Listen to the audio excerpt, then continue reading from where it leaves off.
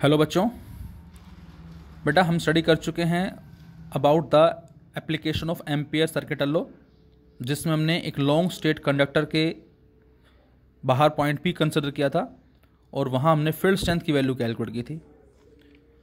और उसके बाद हमने स्टडी किया था एक वायर है, सिलेंड्रिकल वायर है, और हमें जो फील्ड जो है वो फाइंड आउट करना है outside as well as inside, जिसमें रेडियस उसका आई थिंक ए गिवन था। और हमने जो पॉइंट लिया था पॉइंट पी, उसका जो डिस्टेंस आर है वो लेस देन ए था as well as greater than a था।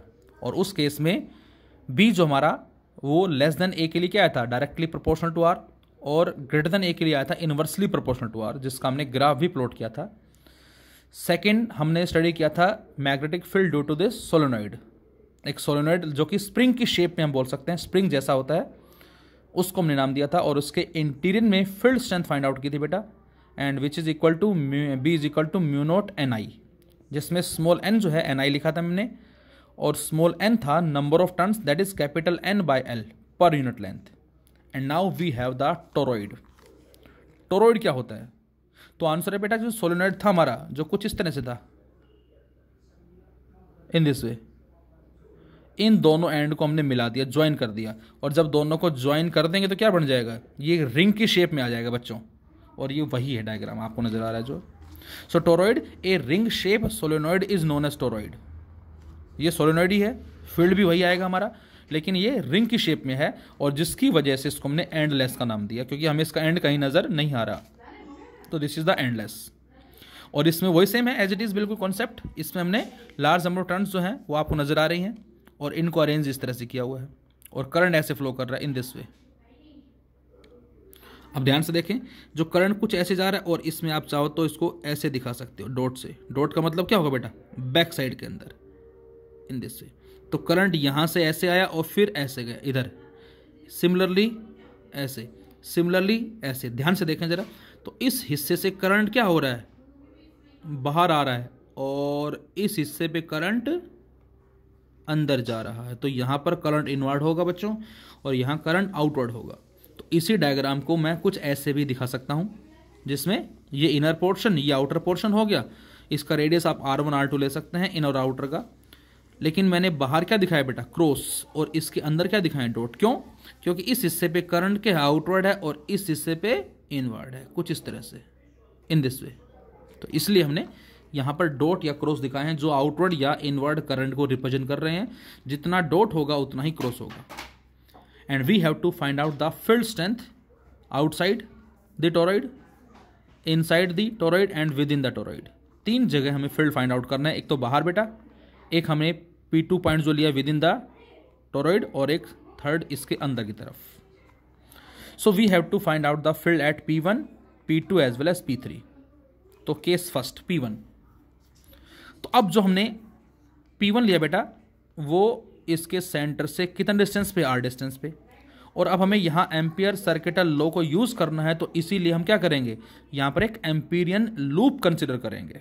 सो we consider an Amperian loop, this one. अब मैं आपसे कहूँ, ये बताएं B dot DL equal to mu naught times the net current passing in the loop. इस loop में से बच्चों कितना करंट पास हो रहा है, तो क्या आंसर होगा, क्रॉस भी है और डॉट भी है।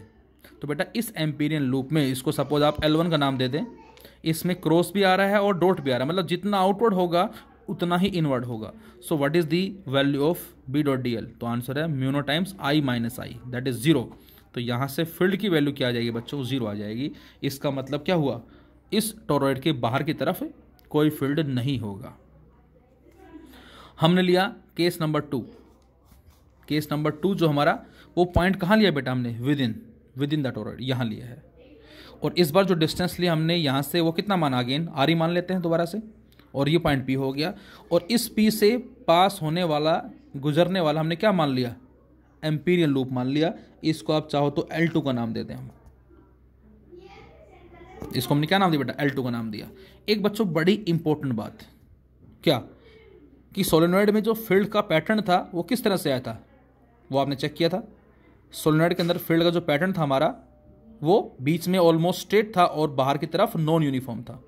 अब जब उसको हम कंबाइन करेंगे, तो यहाँ पर हमारे पास जो करंट कुछ ऐसे चल रहा है, इस तरह से ऐसे करंट चल रहा है। अब यदि खाली मैं इस टर्न की बात करूँ, ध्यान से देखिए, इस टर्न की, एक टर्न की बात करूँ जो है यहाँ पर, तो उसमें करंट फ्लो हो रहा है कुछ इस तरह से, मे बी क्लॉकवाइज और एंटी क्लॉकवाइज, तो उसके बिहाफ पे जो फील्ड होगा वो हमारा राइट हैंड थंब रूल के अकॉर्डिंग कुछ ऐसे आएगा। सेम सेकंड टर्न का कुछ ऐसे आएगा, सेम थर्ड का ऐसे आएगा, और वो सारा एडअप होके जो हमें मैग्नेटिक फील्ड मिलेगा, बच्चों ध्यान से सुने, वो फील्ड हमारा सर्कुलर फॉर्म के अंदर होगा। ये बात आपको याद रखनी है। अक्सर स्टूडेंट्स क्वेश्चन पूछता है कि सर यहाँ पर जो मैग्नेटिक फील्ड वो कहाँ होगा, तो आंसर कि मैग्नेटिक फील्ड जो वो यहाँ इस सर्कल्स की फॉर्म के अंदर होगा, छोटे छोटे सर्कल्स मैं यहाँ पर ड्रॉ कर सकता हूँ, उस फॉर्म के अंदर होगा। और अब जो हमने एम्पीरियन लूप लिया जो हमने एम्पीरियन लूप कंसिडर किया, ये हमने इसी फॉर्म में लिया है, जबकि सोलेनॉइड में हमने कुछ अलग तरीके का लिया था, depending upon the nature of या शेप ऑफ मैग्नेटिक फील्ड। तो सेम उसी तरह से यहाँ पर जो फील्ड होगा वो सर्कल्स की फॉर्म के अंदर होगा। सभी में छोटे छोटे रिंग्स हो गए, छोटे छोटे कॉइल्स हो गए, एक रिंग ये है, एक ये हो गया, एक रिंग हो गया, और सभी में करंट के बिहाफ पे जो मैग्नेटिक फील्ड निकालेंगे वो इस तरह से मिलेगा, नीचे की तरफ या ऊपर की तरफ, और वो एडअप होके एक सर्कल्स की फॉर्म में आ जाएगा। तो बच्चों इस बार जो हमने एम्पीरियन लूप लिया ये वाला, इसमें से कितना करंट पास हो रहा है ध्यान से देखें। इसमें खाली ये करंट आ रहा है बच्चों, डॉट वाला, क्रॉस वाला नहीं आ रहा, क्यों? क्योंकि क्रॉस वाला बाहर आ गया। तो इस लूप में से कितना करंट पास हो रहा है? केवल और केवल ये सारा। कितना है? आई। टर्न्स कितनी है? N. Net is N I. तो इस बार हम क्या लिखेंगे? B dot D L equal to mu naught times net current passing in the loop, और कितना होगा? वो एन आई होगा।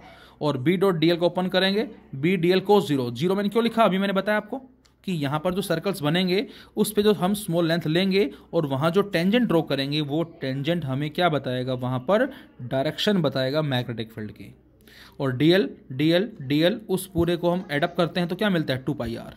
और इसको नीचे ले गए तो इस बार फील्ड कितना आ गया? Mu naught capital N I by 2 pi r. और बच्चों इसको हम नाम क्या दे सकते हैं? Small N. तो इस बार स्मॉल एन है वही number of turns per unit length, लेकिन लेंथ है कितनी बेटा? इस बार 2 पाई आर होगी क्योंकि सर्कुलर पोर्शन है।